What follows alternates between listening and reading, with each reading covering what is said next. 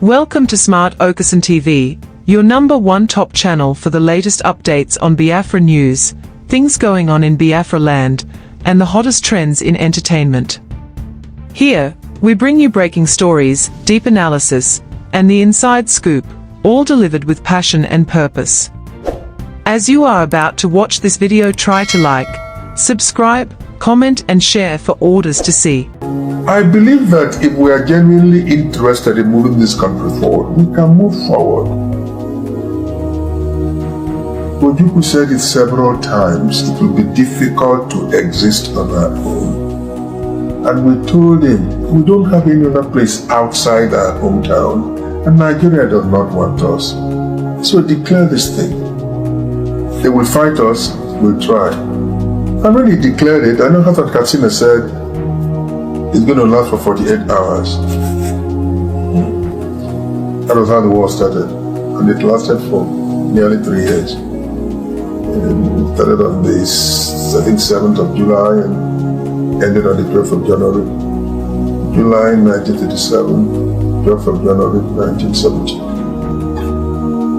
It's all part of our history. And I think it's good for us to forget all about this history of ours. If we have learned lessons from this history, let us now use those lessons. But we don't seem to be keen on experimenting with the lessons we must have learned from all this history that I've just given to you. When Nigeria became independent, I was already in St. John's College, Kaduna, in 1960. I know Nigeria's history through and through. Let us be honest for a change. Ojukwu looked for all means of ensuring that the country does not break up. He went to Aburi. All the agreements that were reached in Aburi were reneged on by the Nigerian government under General Govrnt. In fact, the BBC then made a statement. The BBC said that Ojukwu, who is an Oxford graduate, had outsmarted Govrnt. That was what the BBC said. It was this same BBC that said after the military coup that the Igbos have decapitated the leadership of the North. See, when you talk about the Igbos, there's always this tendency to feel that Igbos are not part of this country. There are 3 major tribes that make up Nigeria, outside Igbo, Yoruba. And before the creation of 12 states, we had 4 regions: the North, the West, the East, and the Midwest. Whatever we are compelled to endure today as an Igbo is the direct consequence of the coup of January 15. It was organized by soldiers. They know best why they organized the coup. I cannot tell you this is the person who was in charge of that coup or who led it, because I'm not a soldier, I wasn't there. But because the most prominent name during that coup was Chukwumanzogu, there is this conclusion that it was an Igbo coup. And if you look at developments, they tend to justify their assumption. And I'll tell you why. People were killed in the north, Madubelo, Fabalewa, etc., and some soldiers. In the west, Adelabu was killed. In the Midwest, Okotiebo was killed. In the East, nobody was touched. It was intact. The person who was mandated to eliminate M.I. Okpara was Ifeanyi. That was when Archbishop Macarius was visiting. And his excuse was that he couldn't kill Okpara in front of Archbishop Macarius. And this was why the coup failed in the East. So So because the coup failed in the East and succeeded in other parts of the country, gave rise to this general feeling that it was an Igbo coup. Then of course, the name Chukwuma Nzogu. Chukwuma Kaduna Nzogu was an ex-student of St. John's College, Kaduna. That was my school. He left the school before I came in. From what I hear, was very close to the president of the North there, the premier of the North there, and he handled the operation up north. I was in Zaria then, the Nigerian Railways with my father. And what happened directly afterwards, particularly on the 29th of July, a terrible experience, and then it just continued to ricochet like that. 29th of September. Suddenly, the social media is awash with materials about January 15 and the aftermath. Then I begin to ask myself, why is it necessary at this time to dig into the past? You see, give a dog a bad name and you hang it. There's a clamor for Igbo presidency. So all the things are being churned out. I don't believe that we are serious about the unity of this country. I don't think so. If we are sometimes, well, we should be bold enough to tell ourselves that bygones be bygone. If you keep looking backwards, you can never move forwards. We made our mistakes. We can forget that mistake, those mistakes now, and on a new leaf, if we are serious about wanting this country to move forward. Then you ask yourself, why can't the Igbos and the Yorubas get together in a political union? I will give you the answer. It's going to be very difficult. The Igbo man is not a very astute politician, no. If you hurt the Igbo man once, he's not likely to ever forget it. The Igbo man does not believe that perfidy is an ingredient of politics, treachery, no. So in the late 50s, Dr. Nnamdi Azikiwe, who was then in charge of the NCNC, by the way, he didn't just acquire the NCNC, no. Herbert Macaulay was the person in charge of the NCNC. Herbert Macaulay died in Kano in 1946. Before then, he had made Zik the secretary of the NCNC. So when he died, Zik naturally assumed headship of the party. It was not an Igbo party. This was why Zik was able to win an election in Western Nigeria. What happened? It was his responsibility to form the government. The night before he was to form that government, all the Yoruba adherents of that party moved over to Obafemi Awolowo's action group. Quote me his history.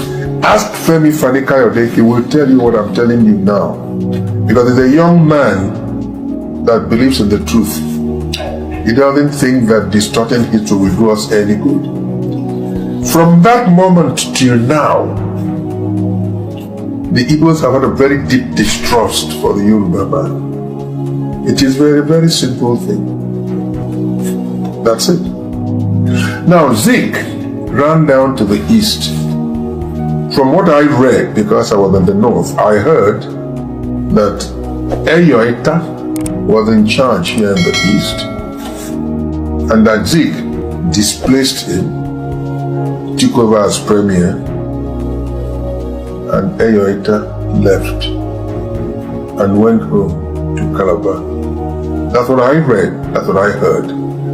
I have not tried to conduct any kind of research to authenticate this. I didn't believe it was necessary, but from what I hear, this is the source of the discord that exists between us and our brothers who are from Calabar. That's what I heard. So you see, if you dig deep into our evolutionary political history, you will see the reason why there are these prejudices that can't die very, very easily. I was raised in northern Nigeria. My best friends are from northern Nigeria. I was compelled to migrate to the south because of violence, internecine violence. I didn't have to stay to be killed. Now, on the 27th of May, Nigeria was broken into 12 states. It was political. All of us who have been killed in various parts of the country had come back. People said, come back. If they don't want us, let us at least stay in our hometowns. They were killing people from Cross River, from Rivers, Boja. Yes, they were killing them because we all look alike. Would you ask us, would you want Biafra? I would say, well, since we're not wanted in Nigeria, give us Biafra. He did not on his own pull out of Nigeria. Please, let his spirit rest in peace. He was compelled to. General Govrnt is still alive. He's a Christian. I believe that if you approach him, he will tell you exactly what I am telling you now. A lot of people will tell you that Ojukwu broke away, Ojukwu declared, let us be honest for a change. Ojukwu looked for all means of ensuring that the country does not break up. He went to Aburi. All the agreements that were reached in Aburi were reneged on by the Nigerian government under General Govrnt. In fact, the BBC then made a statement. The BBC said that Ojukwu, who is an Oxford graduate, and outsmarted Govrnt. That was what the BBC said. It was this same BBC that said after the military coup that the Igbos have decapitated the leadership of the North, and the North is doing nothing about it. Major Richardson and Boyle, when Ahmadu Bello then said something will be done about it. And I think it was Suleiman Takuman who said, we are keeping quiet, not because we don't know what to do. When the time comes, we do what we have to do. All this is history, right? I keep saying it again. Why has it become necessary to unearth all these things now? Why? I believe that if we are genuinely interested in moving this country forward, we can move forward. Ojukwu said it several times, it will be difficult to exist on our own. And we told him, we don't have any other place outside our hometown, and Nigeria does not want us. So declare this thing. They will fight us, we'll try. And when he declared it, I know Hassan Katsina said, it's going to last for 48 hours. That was how the war started. And it lasted for nearly 3 years. It started on the, I think, 7th of July and ended on the 12th of January. July 1937, 12th of January 1970. It's all part of our history. And I think it's good for us to forget all about this history of ours. If we have learned lessons from this history, let us now use those lessons.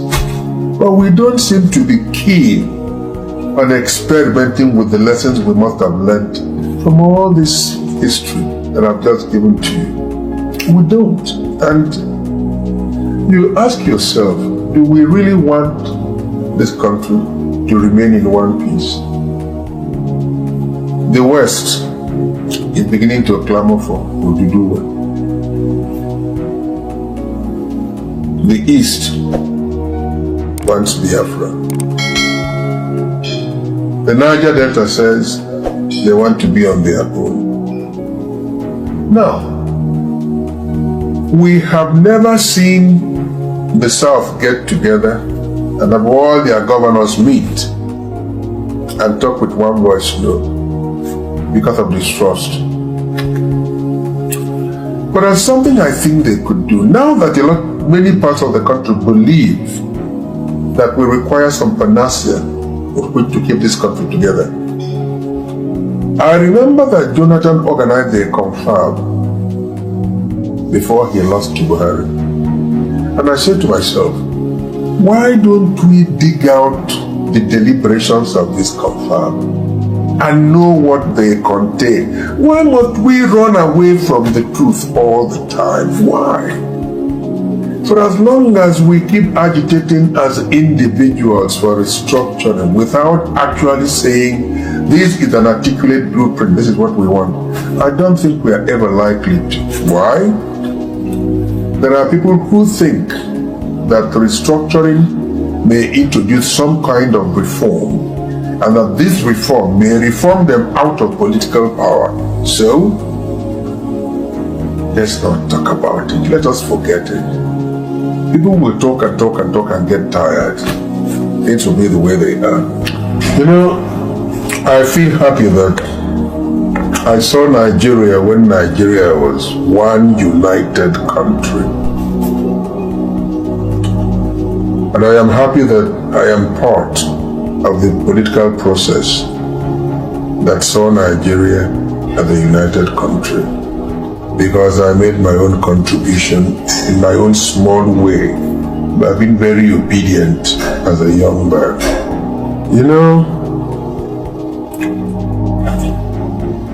I'm not obsessed with politics. I'm not really very fond of politicians, you know. Anybody who speaks with a forked tongue, I don't get too close to that person. But you see, because Aristotle said that man is a political animal, I am a political animal, which entitles me to entertain political views, political sentiments, etc., even without expressing them.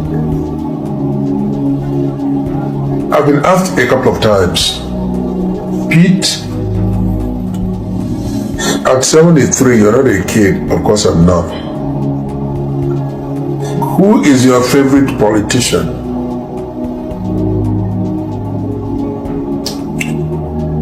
I have never minced words in telling them Obafemi Awolowo. Yeah, Awolowo is my favorite politician. I'll talk about him in the present tense for very obvious reasons. Now,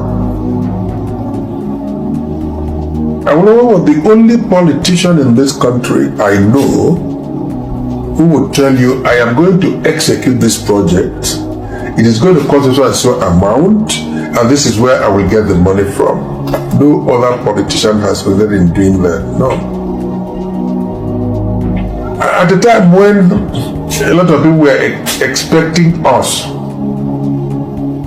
to see Awolowo through Zeke's eyes or through political eyes, and I said, look, I'm old enough to know what I want from people. No, you don't go to tell me this is the man you must prefer because he's your kinsman. I don't believe in such things, no. I may not have agreed with most of his policies, let's be honest, right? Because in some cases, of course, he tended to be parochial. But when he came up with free education, all the people in the West then, even people of Igbo stock, benefited from it. And for that, I owe him eternal gratitude. So when I talk about him as my ideal politician, it is because he says, I'm going to do this, and he goes ahead and he does it. He wasn't used to lying and all this, what we experience these days. No. He wasn't. And actually, Awolowo was a man of few words. See, never spoke much. He was laconic. He wants to do this. This is what I'm going to do. And well, of course, he was an economist and a lawyer. So he didn't believe very much in the over-investing in language and the rest of them. He did not. So he remains my favorite politician. All right. So, what is your thought about this? Honestly speaking, Edochie took time to explain these things, and believe in me, a lot of things he said here are things that I've been wondering, are things I've been asking questions about. Today, I know more about it. It's just unfortunate that this unfairness. Well, anyway, drop your comment on the comment section, whatever you think about it, all right? Just drop your own thoughts. We'll discuss at the comment section, all right? So thank you. I appreciate you for watching. And in case you're coming across my channel for the first time, please do well to subscribe, all right? Thank you and God bless you. Thanks for tuning in to Smart Okason TV show. Don't forget to like, comment, subscribe, and share to keep the intellect flowing.